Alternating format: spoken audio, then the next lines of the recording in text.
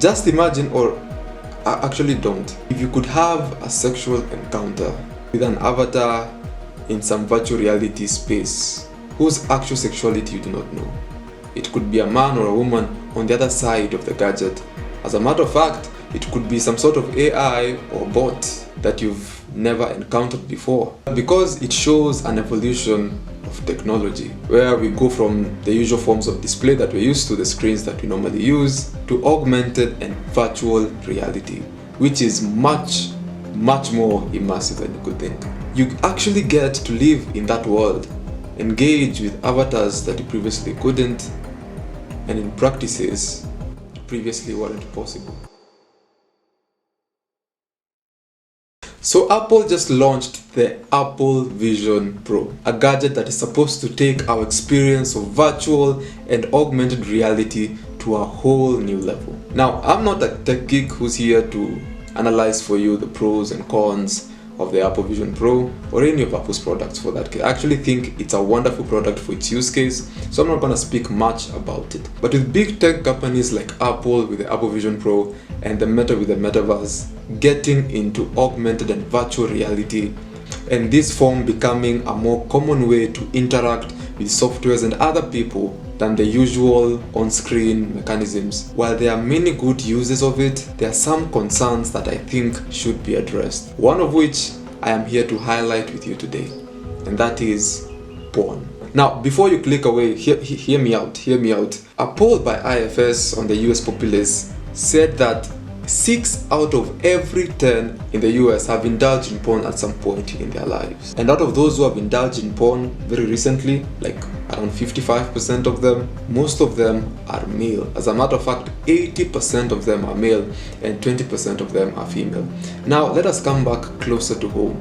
A poll by TIFA, which has been aired basically in every major news network in Kenya, says that over 55% of teenagers are indulging in pornographic viewing. So if it does not affect you, according to statistics, they most likely affect the one next to you. So at least stick around to the very end as I try to explain how porn is evolving into a more dangerous addiction, and why, if you're in it, you should get out as quickly as you can. And if you want to know how, I actually made a video on how to get out of porn very recently. You should check it out after the video. And in case you're not a victim of pornography, at least hear what I have to say and share it to as many people as you can. As a matter of fact, you do not know whose life you could be changing by sharing this information. And also, if you would, consider liking the video and becoming a member of the King Christian today by subscribing to this channel. It is free and you can subscribe whenever you want if you feel this content is not for you. Finally, please feel free to criticize, suggest, or even upload this content. I actually put a lot of effort into making these videos because I'm a one-man team, and so yeah, let's get into the video.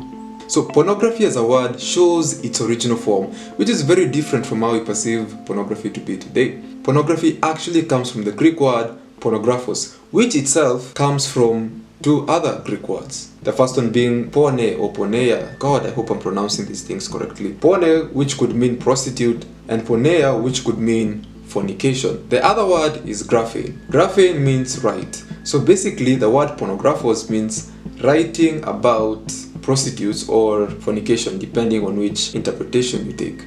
And so why am I saying this? Because pornography, contrary to some many opinions, started from antiquity, started from a very long time ago. Basically, it's as old as sex itself. And technology has only been a medium through which pornography in itself has evolved. From writings and cave paintings to photography. As a matter of fact, let us start in the 1800s when photography was brought. In 1820, we see the first signs of photography, then 1860 when it was made commercially available.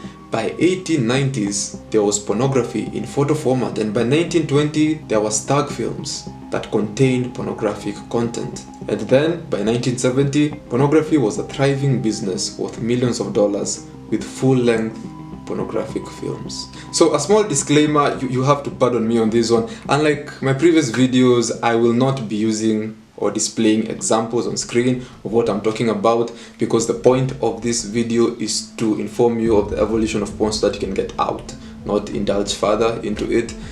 and displaying examples of what I'm talking about would just be the purpose. Plus, you're on YouTube, so no.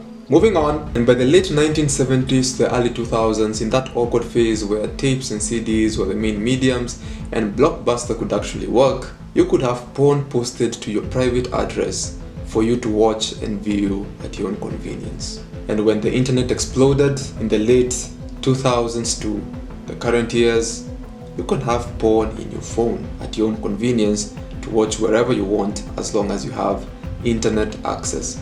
And the adoption wasn't as slow as in the 1800s where it needed 30 or 50 years for it to come to the mainstream. The adoption now is almost instantaneous with the evolution of technology. So why did I mention Apple's Vision Pro or the Meta with the Oculus and the metaverse? Well, because it shows an evolution of technology where we go from the usual forms of display that we're used to, the screens that we normally use, to augmented and virtual reality, which is much more immersive than you could think.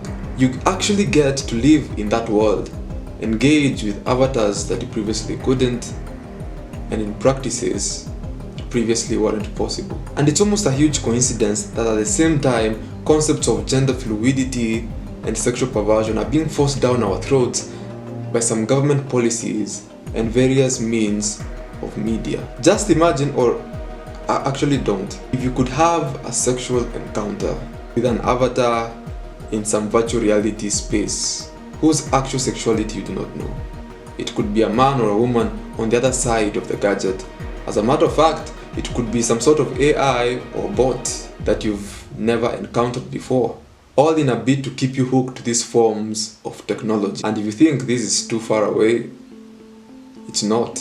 As a matter of fact, virtual reality porn is already a thing. And we could argue that it is the responsibility of these tech companies to censor such information and ensure we live in a safe environment. And actually it is their responsibility, and I do expect them to do their due diligence. But you have to understand, it is not Apple's fault or Meta's fault for our sexual perversion or for sexual degradation simply because they came up with these technologies.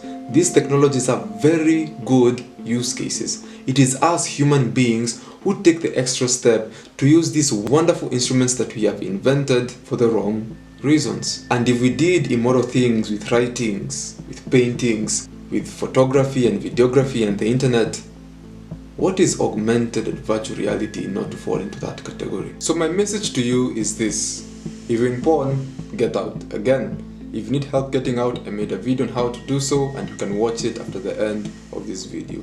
If you're not, don't get into it. It's about to get much more worse than it is already. As a matter of fact, you could participate in helping humanity not use these instruments that have been built for good for immoral purposes. And you can start doing so by sharing this video and liking it. Again, you do not know whose life you could be changing by doing those simple actions. And while you're at it, consider becoming a keen Christian today by subscribing to this channel. Remember, it is free, and you can unsubscribe whenever you feel this content is not for you. Remember what the Bible says: be vigilant, be alert. Your adversary, the devil, prowls around like a roaring lion looking for someone to devour. With that, I've come to the end of this video. My name is Joaquin Mwenda, and this is the King Christian, and I hope to see you on the next one. God bless.